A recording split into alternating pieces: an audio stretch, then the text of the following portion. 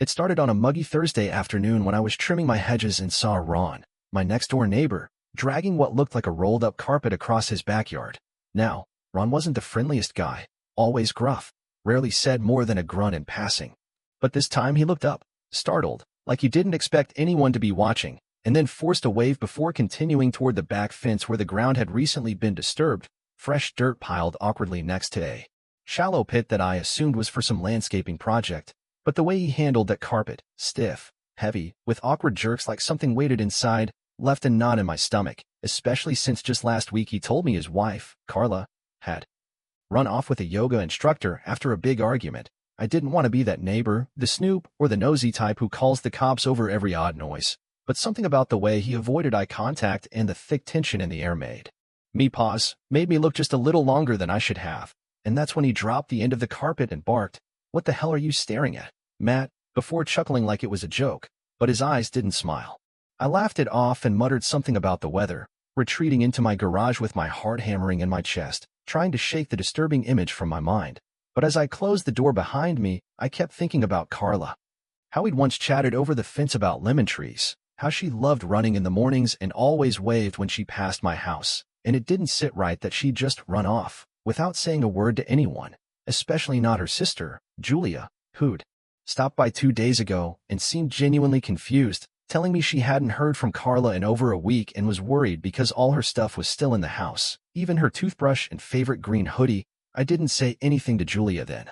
Didn't want to stir drama without facts, but after seeing Ron bury that rolled-up mess, curiosity dug into me like a splinter, so that night, I stayed up, watching through my bedroom blinds, and around midnight, I saw Ron in the yard again, only this time, he was hosing down the patio like someone trying to wash away guilt, scrubbing at something near the edge of the deck until he collapsed into a lawn chair. Shoulders slumped like the world had dropped on top of him, and I knew I couldn't ignore it anymore. The next morning, while Ron was at work, I walked to the fence line, pretending to check my sprinklers, and noticed the dirt he'd shoveled had been neatly packed down, but a faint smell hit me, sweet and sour, like something dead. And against my better judgment, I poked around the edge with a stick, and just below the surface, something blue peeked out, fabric, like denim, and that's when I froze, realizing this wasn't just paranoia, it was a clue. I backed away slowly, my mind racing, palms sweating as I stumbled back into my house and locked the door behind me like Ron might somehow know I'd snooped. And I paced around the kitchen for a solid hour trying to decide whether to call the police or if I was overreacting, but the image of that blue denim and the way Ron had scrubbed the patio haunted me, so I finally called the non-emergency line and said, "Hi. I think something weird is going on next door, and I don't want to sound crazy, but I think my neighbor might have buried something or someone in his backyard," and I expected them to brush me off. But the dispatcher's tone turned serious after I described the carpet, the smell, and the recent disappearance of his wife. Within 20 minutes, a squad car rolled up quietly, no sirens, just 2 officers knocking politely at Ron's door, and I watched from my window as he greeted them with a fake smile and a towel slung over his shoulder, still damp from what I assumed was more cleaning, and they talked for a while before he led them around back where I lost sight of them. But then 10 minutes later, another car showed up, then a third, and before long, crime scene tape was being strung along the fence line like a horror movie unfolding in my backyard, and I felt sick, like I'd stepped into something I wasn't prepared for. One of the officers came to talk to me, asked me to describe what I'd seen and when. And I told him everything, even the part about Carla's sister, and the weird hose down at night. And as he took notes, I noticed another officer digging at the disturbed soil with gloved hands, and then I heard it, a shout, a sharp, "We've got something." And that's when I knew this was no false alarm. They found the carpet, and inside it wasn't a body, at least, not a whole one. It was a mess of something they couldn't identify right away, wrapped in layers of plastic and towels soaked through with a dark, sticky substance that might have once been blood.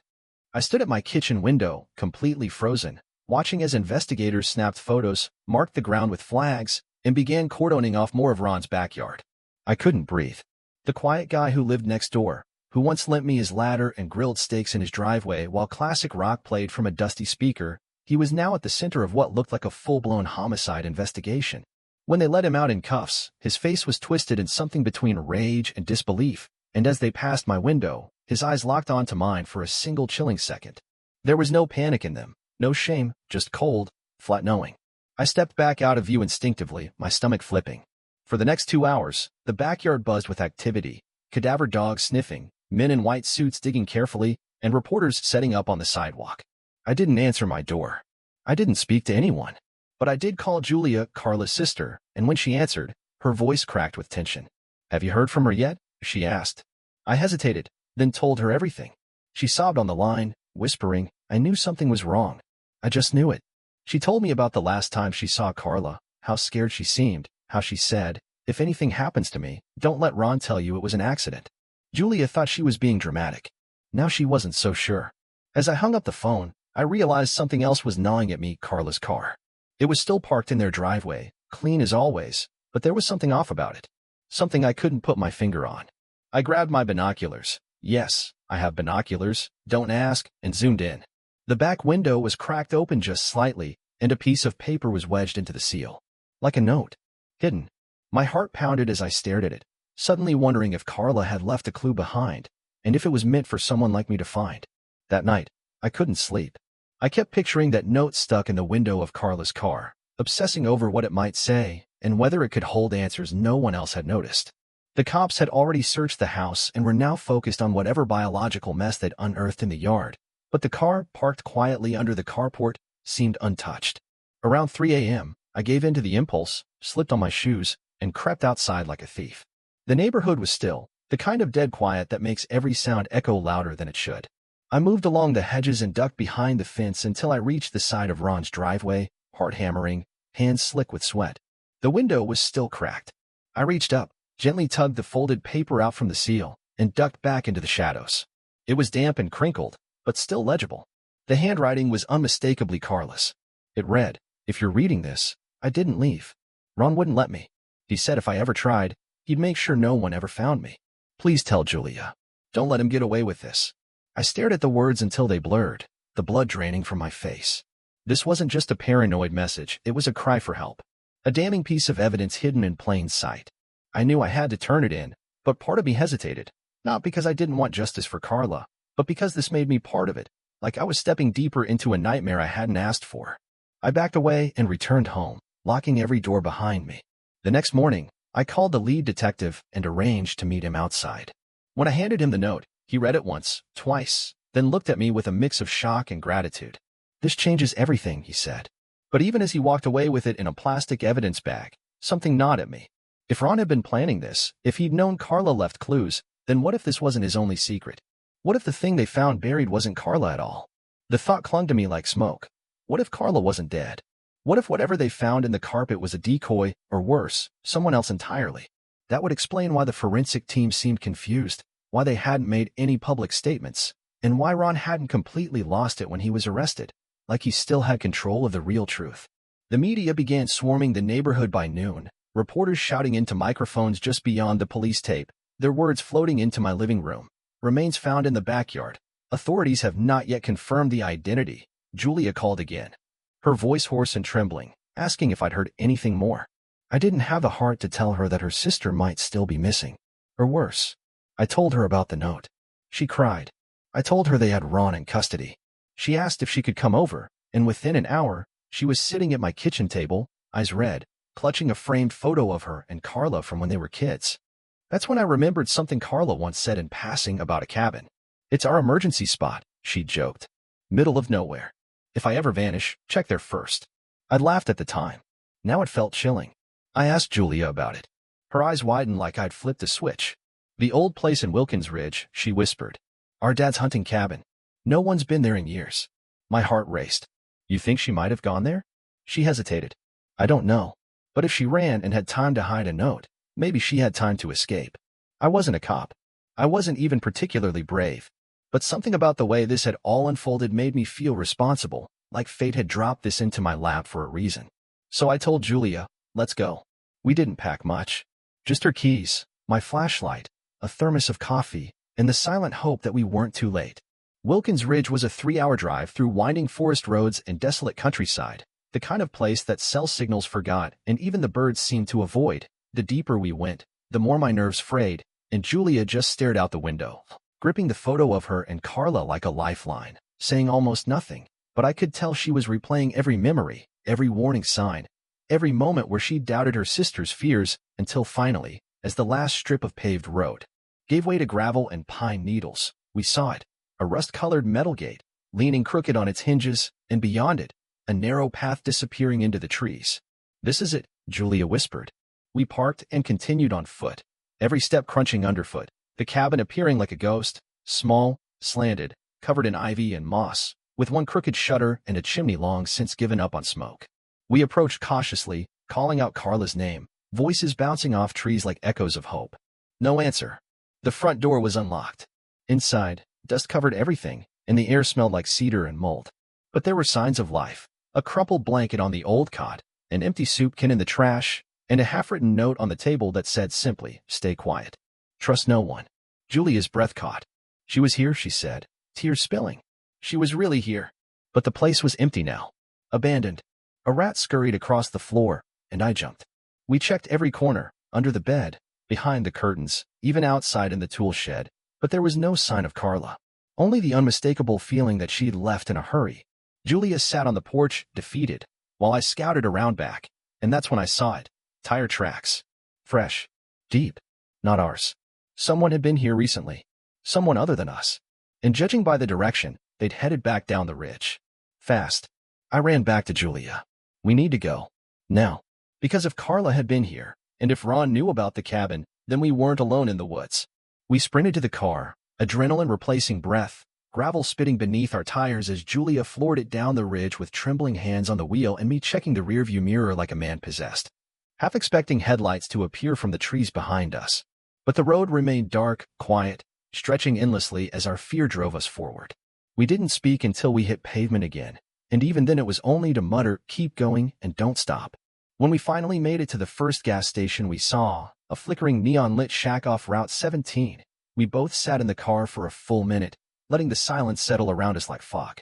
I got out, called the detective, and told him everything. The cabin, the note, the tire tracks, the feeling that Carla had just missed us, or worse, someone else had gotten there first. He listened quietly, then said, "You did the right thing. We'll send someone to check it out." But I heard it in his voice. He was already thinking one step ahead. Maybe wondering if Ron had an accomplice, someone still on the outside cleaning up loose ends. Julia walked into the store and came out with a bottle of water and a burner phone. "Just in case," she said, her voice dry. That night, she stayed at my house. Neither of us could sleep.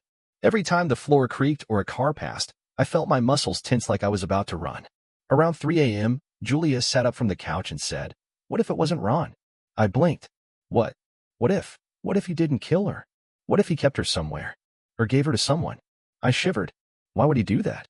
Julia hesitated. Because maybe killing her wasn't the plan. Maybe hiding her, breaking her, was.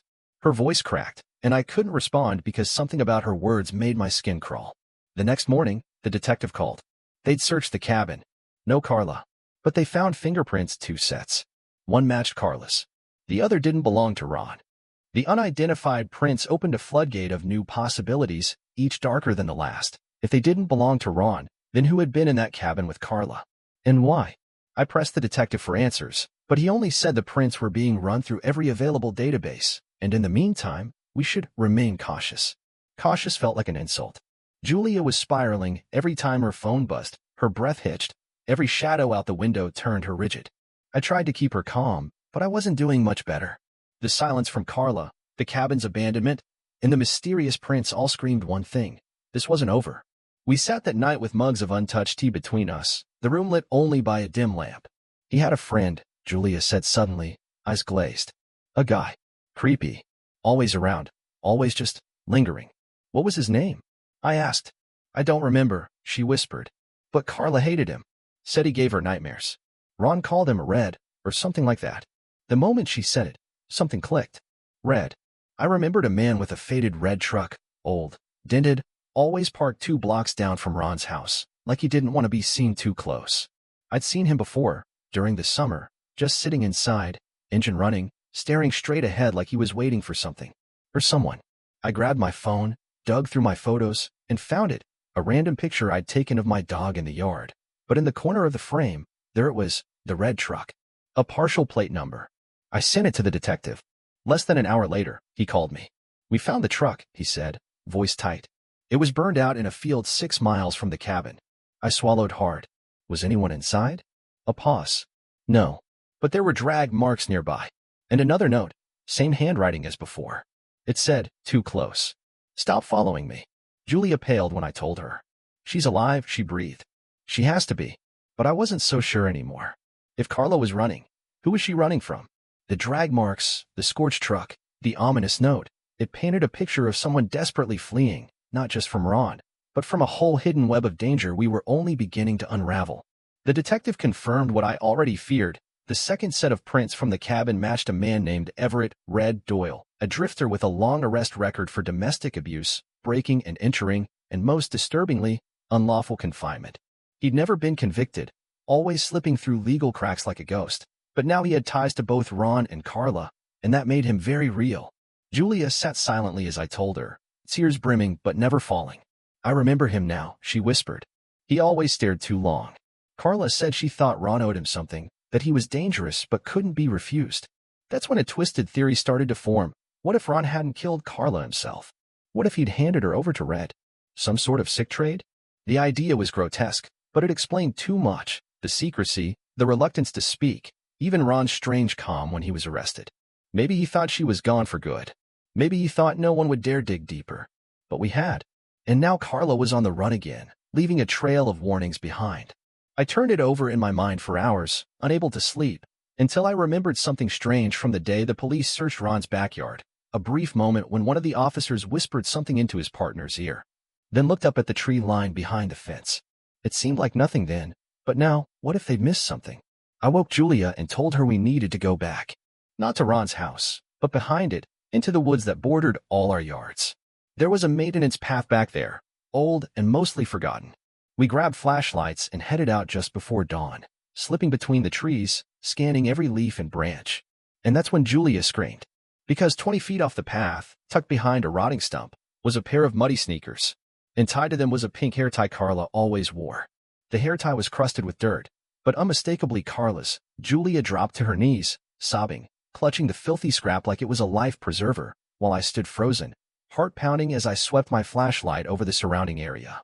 The ground near the stump was disturbed, faint shoe prints, flattened grass, and the subtle suggestion of someone having knelt or fallen there.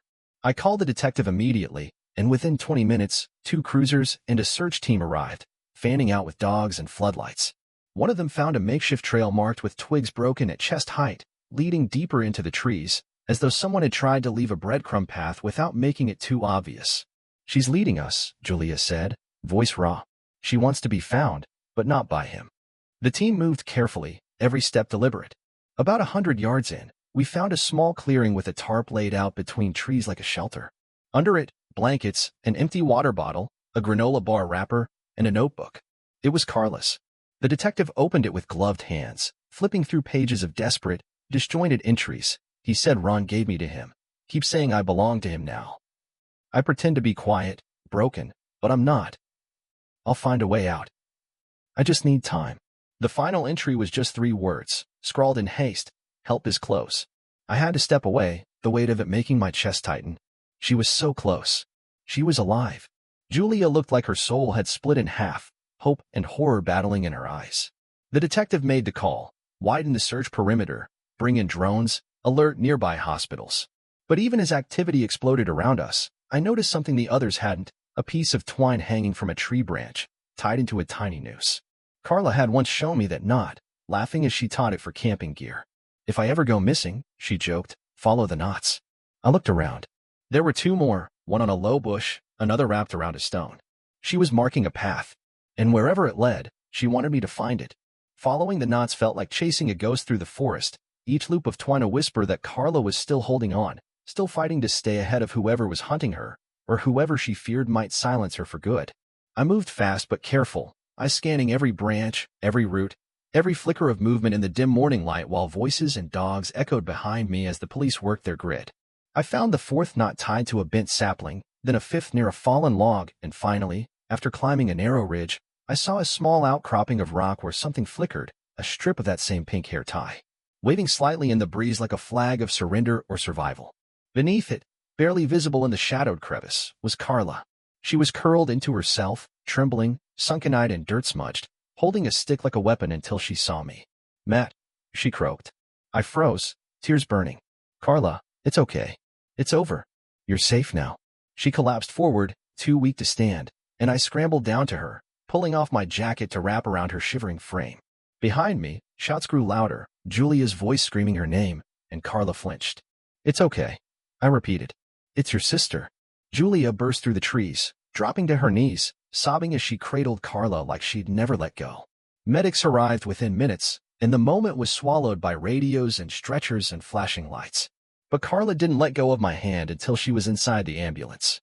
In the following days, everything unraveled. Ron confessed under pressure, revealing he'd staged the fake burial and handed Carla over to Red to settle a decades-old debt over stolen money, hoping she'd simply vanish. Red, it turned out, had plans of his own. But Carla outsmarted them both. She escaped, left clues, survived in the woods for over a week with nothing but her will. I testified in court. Ron went away for life. Red was caught in Idaho 6 months later. Carla lives with Julia now.